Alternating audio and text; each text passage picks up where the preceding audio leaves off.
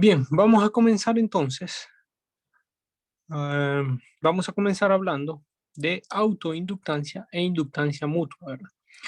Lo que quiero que vean es que todos los ejemplos que hemos realizado, si volvemos un poco atrás, se van a dar cuenta de que todos los ejemplos que hemos realizado solo tenemos un devanado, ¿verdad? ¿Sí? Solo tenemos un conductor eléctrico enrollado en una parte del núcleo, ¿verdad? ¿Sí? Vean el ejemplo anterior también, sí, siempre es solo un devanado, ¿verdad?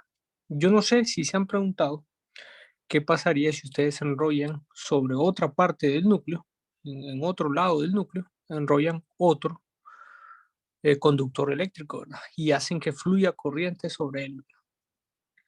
Bueno, entonces si sucede eso, es donde aparecen los conceptos de autoinductancia e inductancia mutua, ¿verdad? ¿Sí? Entonces comencemos analizando eso, ¿verdad? ¿Sí? Entonces vean la siguiente figura. Tenemos un núcleo ventana con un entrehierro, ¿verdad? Y en este caso, por primera vez, vamos a analizar dos devanados, ¿verdad? Sí, tenemos dos conductores eléctricos enrollados en cada uno de los lados de ese núcleo ventana, ¿verdad? Sí. Sí. Supongamos en un principio, analicemos como comenzamos a aprender, ¿verdad? Tratemos de analizar el ejemplo más fácil, ¿verdad? Entonces supongamos que el núcleo es perfecto, ¿verdad? O sea, la permeabilidad es infinita. ¿Sí? La permeabilidad del núcleo es infinita y tenemos un devanado 1 por el cual fluye una corriente que le llamamos I1, ¿verdad? También tiene N1 de número de vueltas, ¿verdad? Y tenemos un devanado 2 por el cual fluye una corriente I2 y tiene un número de vueltas que es igual a N2. Ya sabemos que esos dos devanados van a producir un flujo magnético, ¿verdad? ¿Sí? ¿Sí? Van a producir un flujo magnético y ese flujo magnético, por la dirección que tienen las corrientes, se va a sumar, ¿verdad? Y es el que va a estar confinado dentro del núcleo, ¿verdad? ¿Sí? Bien, también quiero que vean que el devanado, cada uno de esos devanados, produce una fuerza magnetomotriz, ¿verdad? ¿Se acuerdan? Que los dos devanados producen una fuerza. Bueno, un devanado sabemos que produce una fuerza magnetomotriz que es igual a N por I, ¿verdad? Entonces, cada uno de ellos produce una fuerza magnetomotriz y podríamos hablar de una fuerza magnetomotriz neta, miren, que es la ecuación que aparece ahí debajo, ¿sí? Que sería la suma de las dos fuerzas magnetomotrices, ¿verdad? ¿Sí? Sí.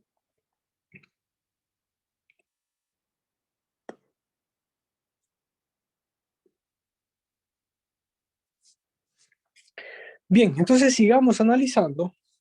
Si el núcleo es perfecto, entonces ahí solo existe una reluctancia, ¿verdad? Que sería la reluctancia del aire, nada más, ¿verdad? Entonces, si aplicamos la ley de voltaje de Kirchhoff, así como aprendimos a resolver circuitos eléctricos, resolvemos ese circuito magnético, y si aplicamos la ley de voltaje de Kirchhoff aquí, ¿verdad?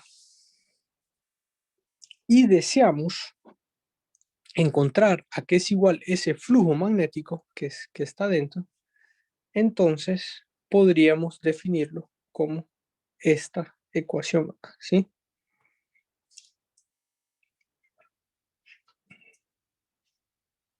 Sí, si quieren ustedes, miren, ahí tal vez está un poco más directamente, está el flujo expresado, pero ustedes en su casa traten de dibujen el circuito equivalente, que sería dos fuentes correspondientes a cada uno de estos devanados. Miren, eh, bueno, si quieren vamos a una página en blanco y lo hacemos para que quede claro, ¿verdad?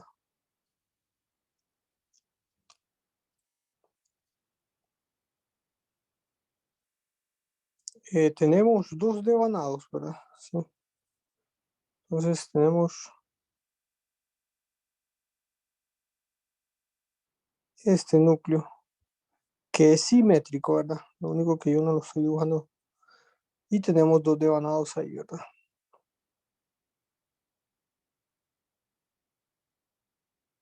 Y la dirección de la corriente es esta y esta, ¿verdad? Bien, entonces si dibujamos el circuito equivalente, ¿verdad? Entonces por la regla de la mano derecha, siguiendo, eh, siguiendo la dirección de esta corriente, miren, entonces ven que el pulgar apunta hacia arriba, entonces esa sería la fuente bueno, no de voltaje, sino de fuerza magnetomotriz, ¿verdad? Pero es igual, ¿verdad? Entonces vean que siguiendo ahora esta dirección de corriente, enrollen con todos sus dedos, la regla de la mano derecha, enrollen con todos sus dedos ese devanado y van a ver que el pulgar apunta hacia abajo, ¿verdad? Entonces significa que el positivo es abajo y negativo es arriba, ¿verdad? ¿Sí? Entonces ese sería el circuito equivalente, ¿verdad? Entonces si yo deseo calcular este flujo magnético, simplemente aplicamos la ley de voltaje de Kirchhoff, ¿verdad? Y decimos, bueno, esto es, si quieren llamémoslo N1 por I1, ¿verdad? La fuerza magnetomotriz, y esto es N2 por I2, ¿verdad? Y esta es la reluctancia del entrehierro, ¿verdad? Bien, entonces aplicando la ley de voltaje de Kirchhoff, voy a encontrar que menos N1 por I1 va a ser igual a RG por el flujo magnético menos N2 por I2, ¿verdad? ¿Sí?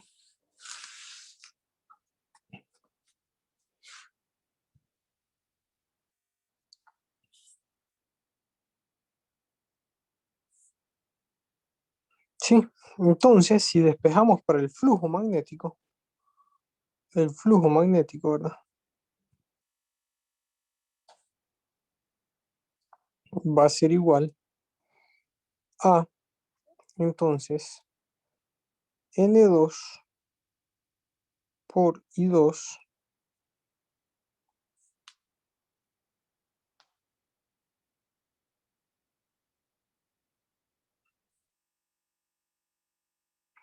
creo que me parece que hice un error, ¿verdad? Sí, sí, me parece que hice un error aquí a la hora de aplicar la ley de voltaje de Kirchhoff. Bueno, hay que recordar un poco, ¿verdad? Sí. Si quieren, volvamos a hacer. Bueno, el error, lo que dice Kirchhoff es que la suma, en este caso, de fuerza magnetomotriz va a ser igual a cero, ¿verdad? ¿Sí? O la suma de voltajes es igual a cero, ¿verdad? En una malla cerrada, ¿verdad? Entonces, si yo sumo todos los voltajes, que sería menos N1 por I1 más RG por el flujo magnético menos N2 por I2 va a ser igual a cero, ¿verdad? Todo eso debe ser igual a cero, ¿verdad? ¿Sí? Corríjame si cometo errores, ¿verdad? ¿Sí? Entonces hay que recordar bien cómo hacer una malla, ¿verdad? Entonces eso sí es igual a cero, ¿verdad? Eso dijo Kirchhoff, ¿verdad? La suma, si quieren pongámoslo como voltajes, la suma de todos los voltajes en una malla cerrada debe ser igual a cero, ¿verdad? Entonces yo sumé todos los voltajes en esa malla cerrada y eso es igual a cero. Entonces había cometido un error antes, ¿verdad? Bien, entonces ahora sí despejamos para este flujo magnético, miren. Entonces digo que el flujo magnético va a ser igual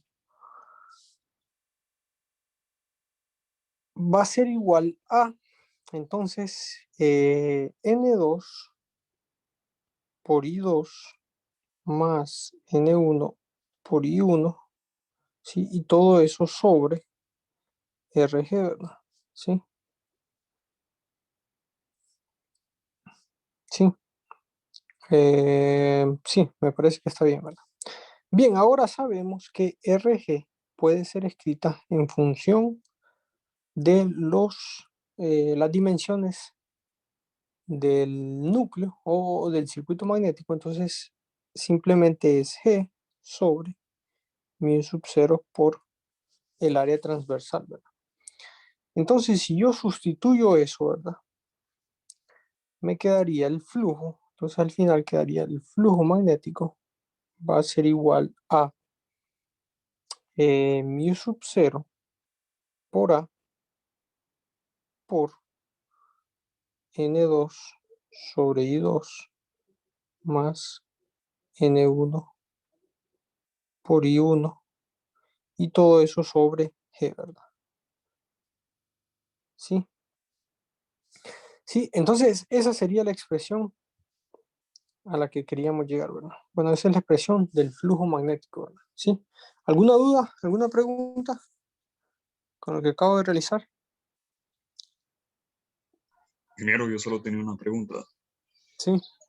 Si las direcciones de las corrientes, digamos que ahí donde tiene el M2 por I2 fuera a otro lado, ¿qué sucedería? ¿O no es posible eso? No, sí es posible. Recuerden que este circuito magnético, básicamente estamos viendo cómo se construye una máquina eléctrica, ¿verdad? Sí. A eso queremos llegar, ¿verdad? Sí. Entonces, esto ustedes lo pueden hacer, ¿verdad? Ustedes lo pueden construir, ¿verdad? Entonces, en este caso estamos analizando este ejemplo donde las direcciones de las corrientes van hacia adentro, ¿verdad? ¿Sí? Pero ustedes perfectamente se pueden encontrar con otro ejemplo en el que les diga que la dirección de I2 es esta, ¿verdad? Entonces ustedes tienen que saber que este ya sería otro ejemplo, ¿verdad? ¿Sí? Entonces esta dirección de corriente lo que hace sería cambiaría la polaridad de la fuerza magnetomotriz en el circuito equivalente, ¿sí? Sería otro ejemplo, entonces habría que analizarlo de esa forma y habría que ver cómo queda el flujo, ¿verdad? Obviamente va a cambiar, ¿verdad? Si ustedes cambian eh, una polaridad, o sea, va a cambiar entonces todo el resultado, ¿verdad? Va a cambiar el análisis y va a cambiar el resultado que obtengamos, ¿verdad? Sí, creo que eso responde a tu pregunta, ¿verdad?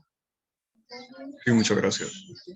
Bien, entonces en este ejemplo que estamos realizando es hacia adentro, ¿verdad? Pero puede ser hacia afuera también, ¿verdad?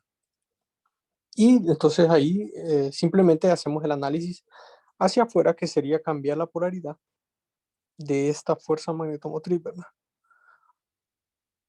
Bien, entonces en este ejemplo obtenemos esta expresión del flujo magnético, ¿verdad?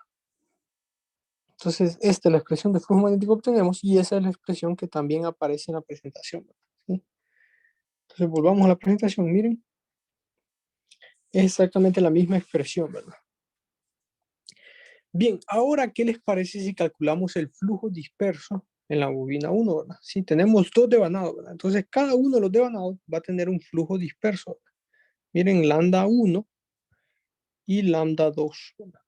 Entonces, comencemos calculando el flujo disperso en la bobina 1, ¿verdad? Acuérdense, la ecuación de flujo disperso, ¿verdad? Es N por el campo, por el flujo magnético.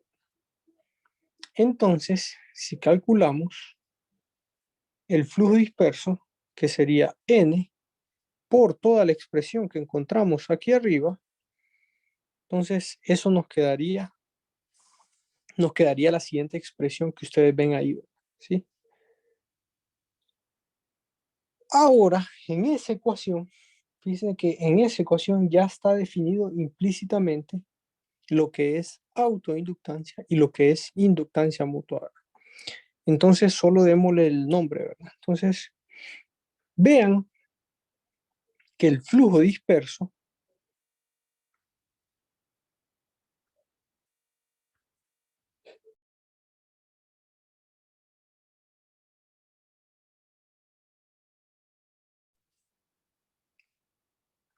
bien, les decía que vean entonces que podemos definir autoinductancia como todos los valores o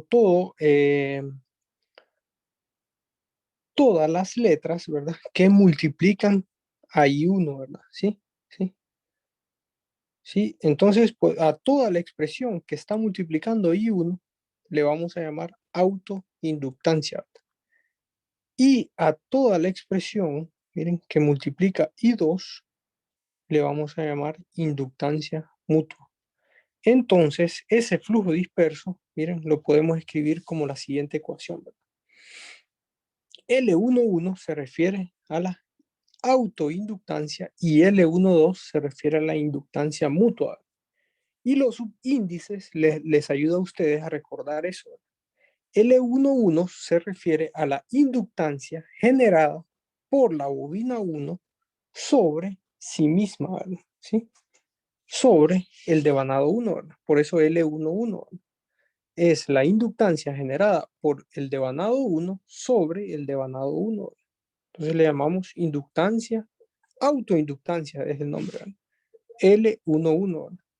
Y L12 es la inductancia mutua, ¿verdad? O sea, es la inductancia generada por el devanado 2 sobre el devanado 1, ¿verdad?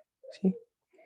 De nuevo, L12 nos dice que es la inductancia generada por el devanado 2 sobre el devanado 1, ¿verdad? ¿Sí? ¿Sí? Entonces, a eso, ese es el nombre largo, ¿verdad? En palabra corta le llamamos inductancia mutua.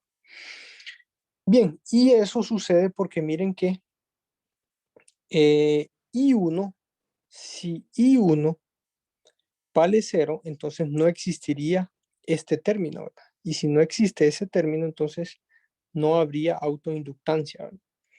Y de nuevo, si I2 vale 0, o sea que si no hay corriente sobre el devanado 2, no existiría ese término, entonces no existe la inductancia mutua, ¿verdad?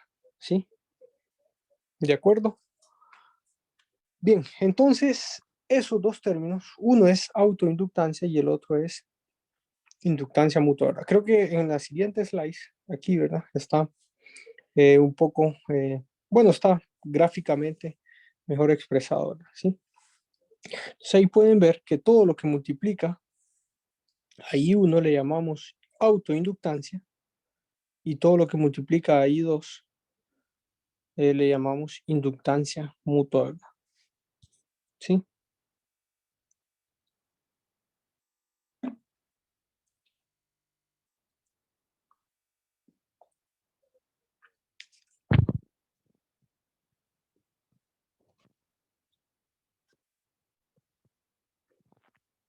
Bien, no sé si tienen alguna pregunta con respecto a esto que acabamos de ver.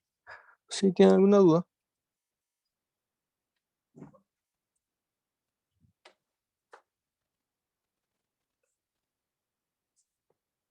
De mi parte, por el momento, no, ingeniero.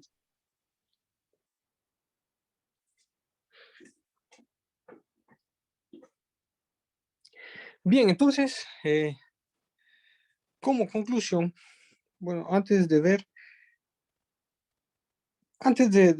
hacer la conclusión, calculemos el flujo disperso en el devanado 2.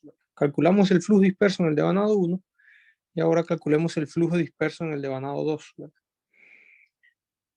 Entonces, de igual forma, el flujo disperso en el devanado 2 va a ser igual a N2 por el flujo magnético, ¿verdad? Y el flujo magnético es esta expresión que encontramos aquí arriba, ¿verdad? Entonces, de nuevo, vamos a tener esta expresión, ¿verdad? Y todo lo que multiplica a I2, ¿sí? Todo lo que multiplica a I2 le vamos a llamar autoinductancia del devanado 2, L22, porque es la inductancia generada por el devanado 2 sobre sí mismo, ¿verdad? Y todo, calculando el flujo disperso en el devanado 2, todo lo que multiplica a I1 le vamos a llamar inductancia mutua. Es la inductancia, miren, es la inductancia generada por el devanado 1 sobre el devanado 2, ¿verdad? ¿Sí? Quiero que vean que la inductancia mutua es la misma, ¿verdad? ¿Sí? La inductancia mutua, o sea, L21 es igual a L12, ¿verdad? Eso va a ser siempre así, ¿verdad? ¿Sí? La inductancia de un devanado sobre el otro devanado es igual a la inductancia del otro sobre este primero, ¿verdad? ¿Sí? Sí, es recíproco, ¿verdad? Entonces, si ustedes calculan una de ellas, ya saben que la otra es igual, ¿verdad? ¿Sí? La inductancia mutua es la misma entre dos devanados AB, ¿verdad? ¿Sí? Ahora, pero vean que la autoinductancia sí no es la misma, ¿verdad? ¿Sí? La autoinductancia no es igual, ¿verdad? ¿Sí? Entonces, una cosa es la autoinductancia en el devanado 1 y la otra cosa es la autoinductancia en el devanado 2.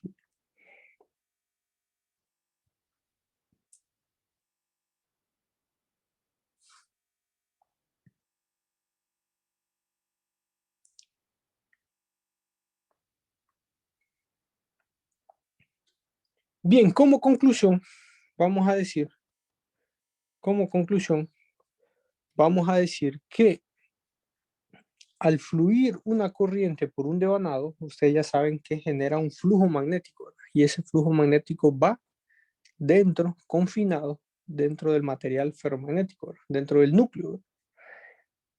También, ahora ya sabemos que también este devanado, esa corriente que fluye por este devanado, crea un flujo disperso aquí, ¿verdad? ¿Sí? Crea una inductancia sobre el otro devanado, ¿verdad? ¿Sí? Y también crea una autoinductancia sobre sí mismo, ¿verdad? ¿Sí? Sí, esto es un concepto más físico, ¿verdad? Más de electromagnetismo, ¿verdad? Yo creo que en electromagnetismo lo van a ver muy bien, ¿verdad? Solo les puedo comentar para que traten de entender qué es esa autoinductancia o qué es inductancia en forma general, es que esta corriente, ¿verdad? Por la misma ley de inducción de Faraday, ¿verdad? Esta corriente crea un flujo magnético, ¿verdad? Entonces, Faraday demostró, ¿verdad? Que esa corriente que cambia en el tiempo, ¿verdad? ¿Sí? Se genera una corriente con polaridad inversa que trata de debilitar ese flujo magnético que está creando esta corriente, ¿verdad? Y eso, en pocas palabras, eso sucede por conservación de la energía, ¿verdad? Porque la energía se conserva, ¿verdad? De lo contrario, si eso no sucediera, fuera una fuente eterna de energía, ¿verdad? ¿Sí? Fuente ilimitada de energía, ¿verdad? Que eso no existe, ¿verdad? Es una fuente ilimitada de energía, no existe, ¿verdad? Sabemos que eh, la energía se transforma, ¿verdad? La energía no se crea ni se destruye, ¿verdad? Sino que se transforma, ¿verdad? ¿Sí? Ese es el principio fundamental de física, ¿verdad? Entonces yo solo les comento un poco, ¿verdad? Que esta corriente, cuando comienza a fluir corriente, crea un flujo magnético, pero a su vez, ese flujo magnético crea una corriente, ¿verdad? Que se opone a él, ¿verdad? ¿Sí? Crea una corriente cuya dirección va contraria a la dirección original de la fuente, ¿verdad? Sí, sí. Y eso lo demostró Faraday, ¿verdad? Fue Faraday también que demostró eso, ¿verdad? Sí. Entonces se crea una corriente que trata de debilitar ese flujo que está ocurriendo en el núcleo, ¿verdad? Ese flujo que está circulando en el núcleo, ¿verdad? Entonces a eso, a esa corriente que se crea que trata de debilitar ese flujo, a ese término se le llama autoinductancia, ¿verdad? Y a la corriente que se crea, ¿verdad? Y al flujo magnético que se crea tratando de debilitar el flujo que está produciendo el devanado 2 se le llama inductancia mutua, ¿verdad? ¿Sí? Pero eso es de nuevo les digo, es un concepto más físico, es un concepto que me imagino que lo van a abordar más en 4.15. Aquí lo que nos va a interesar, esa es una de las explicaciones, ¿verdad? Pero aquí lo que nos va a interesar es calcular esa autoinductancia y esa inductancia mutua. Eso sí nos interesa calcularlo. Ya entender por qué sucede eso ustedes lo van a discutir en 4.15, ¿verdad? ¿Sí? Ahí más detalladamente van a abordar eso, ¿verdad? ¿Sí? Aquí yo solo les voy a decir que entonces, al haber esas dos corrientes circulando por esos devanados, se crea una autoinductancia sobre sí misma, ¿verdad? Y se crea una inductancia mutua sobre el otro devanado, ¿verdad? Y esas inductancias tratan de debilitar el flujo magnético que va dentro, ¿verdad? Entonces, por eso es que es importante calcularla, ¿verdad? Es importante saber, ¿verdad? Qué valores tienen, porque así sabemos cuánto es el flujo disperso, ¿verdad? Por la misma palabra lo dice, ¿verdad? Es casi que el flujo que se pierde, ¿verdad? ¿Sí? Por ese fenómeno que sucede, ¿verdad? ¿Sí? Bien, bueno, no sé si tienen alguna pregunta, alguna duda.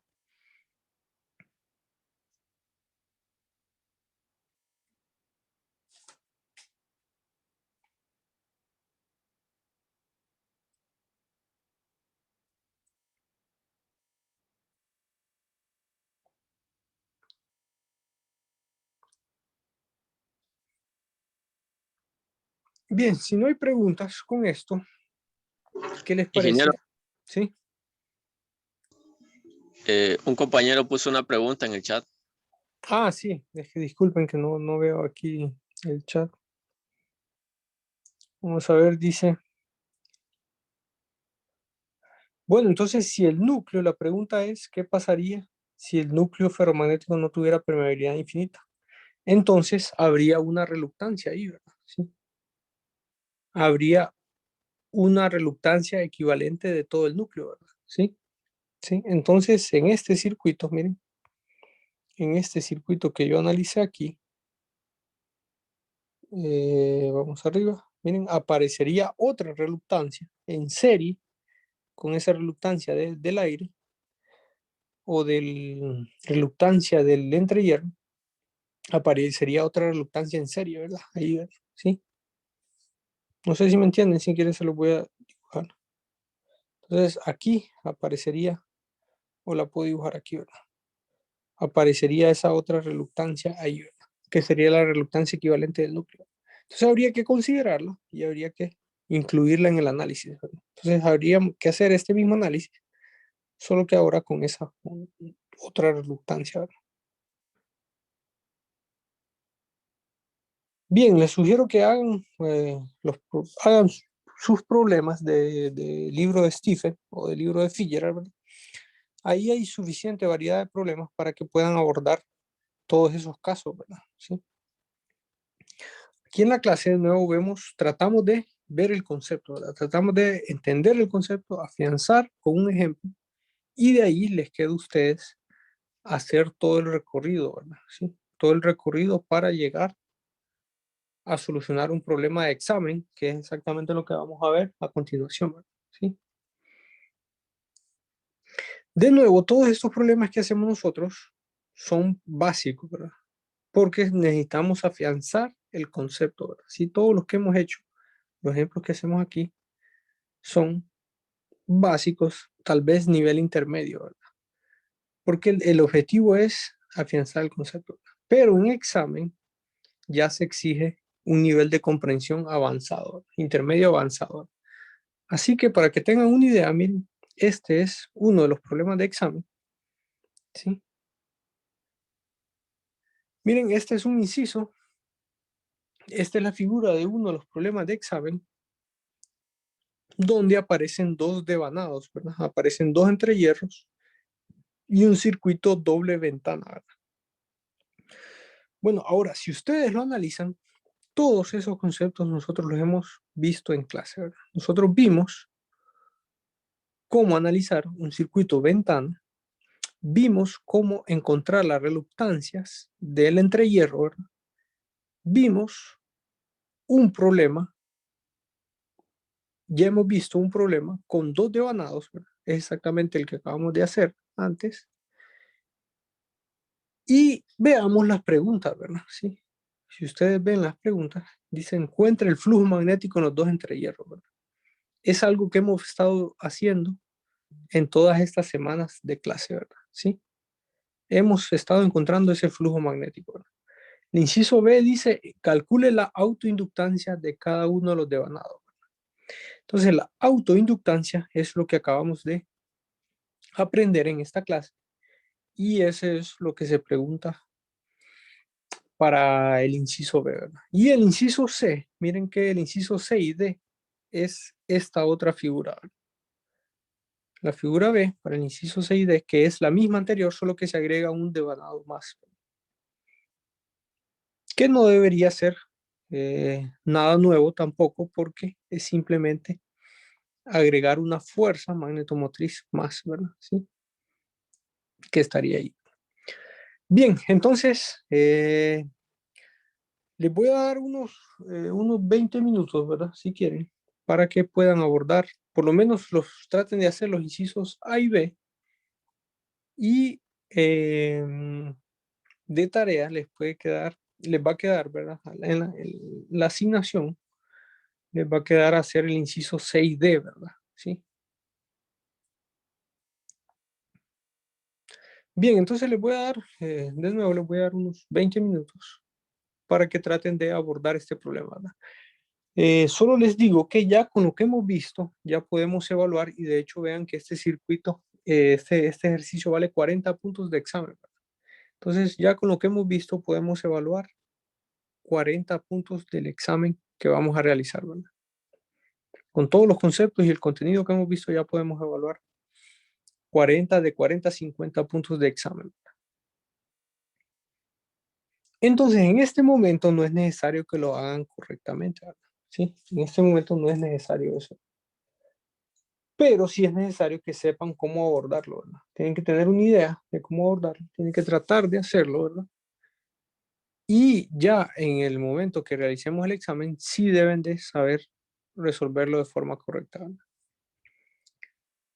Bien, bueno, les voy a dar entonces estos 20 minutos y para que traten de hacerlo, igual aquí está la solución, ¿verdad? Sí.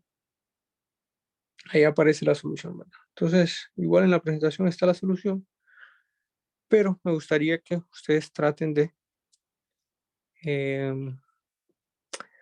traten de resolverlo, ¿verdad?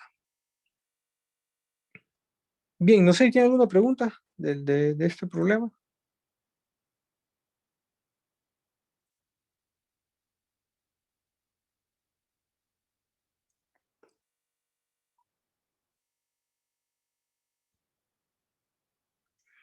Bien, si no hay preguntas, entonces comiencen calculando el circuito equivalente, ¿verdad?